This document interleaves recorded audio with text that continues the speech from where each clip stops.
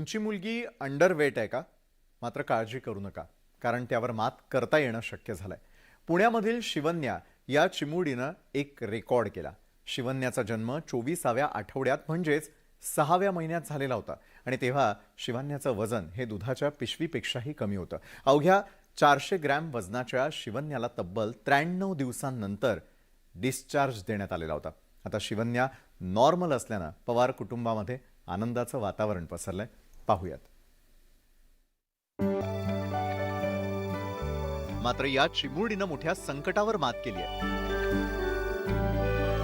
शिवन्या जन्माच्या वेळी अंडरवेट होती. कमी वजनामुळे शिवन्याला अतिदक्षता विभागात ठेवावं लागलेलं होतं. शिवन्या 6व्या महिन्यात जन्मली.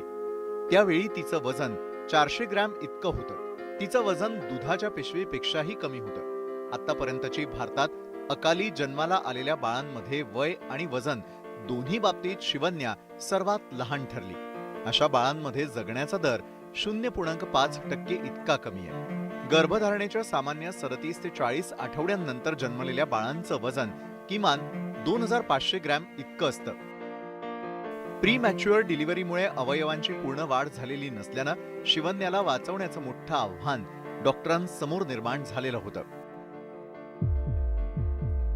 बेबीचे हार्टबीट्स थोडे लोअर साईडला जात असल्यामुळे सरांनी बेबीला ऑक्सिजन देण्यासाठी ट्यूब टाकली. डॉक्टर पंकज बोरा सरांनी ट्यूब टाकून अंबलिकल कॉर्डमधनं काही लाईफ सेव्हिंग इंजेक्शन्स दिले. बाय दॅट टाईम सूर्या हॉस्पिटलचे ॲम्ब्युलन्समधले डॉक्टर्सही तिथे हजर होते आणि मग आम्ही ॲम्ब्युलन्सने बेबीला शिफ्ट केलं. सध्याला बाळ खूप छान ग्रो केलेलं आहे. बाळाचे माइलस्टोन्स खूप छान डेव्हलप्ड आहेत. 23 ऑगस्ट रोजी शिवन्याला डिस्चार्ज देण्यात आला. त्यावेळी तिचं वजन 2130 ग्रॅम इतकं होतं. आता शिवन्या निरोगी नवजात मुलांसारखीच सामान्य आहे. जन्माच्या 7 महिन्यांनंतर तिचं वजन 4.5 किलो इतकं झालंय. एक कोणतरी व्यक्ती आम्ही तिला म्हणजे ऑब्झर्वेशनमध्ये बसतच होतो की तिला कधीच आम्ही असं म्हणजे झोपून गेलो असं सोडलं नाही. आणि चॅलेंज बरेच होते. दर 2 तासांनी तिला फीड करणे आणि ते पण सिरिंजने फीड करत होतो आम्ही तिला.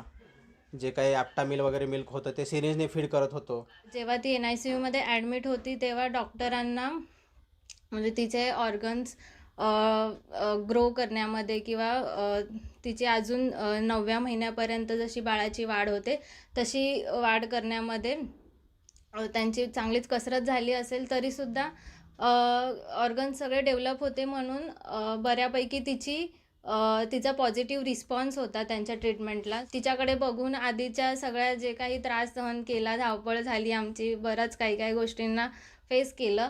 सो त्या सगळ्यांचा विसर पडतो आता.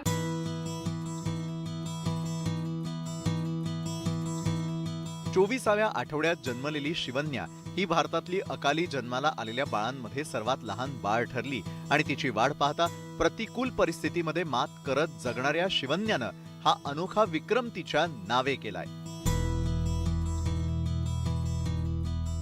व्हिडिओ जर्नलिस्ट सूरज कसबेसह गोविंद वाकडे, न्यूज 18 लोकमत, पिंपरी चिंचवड.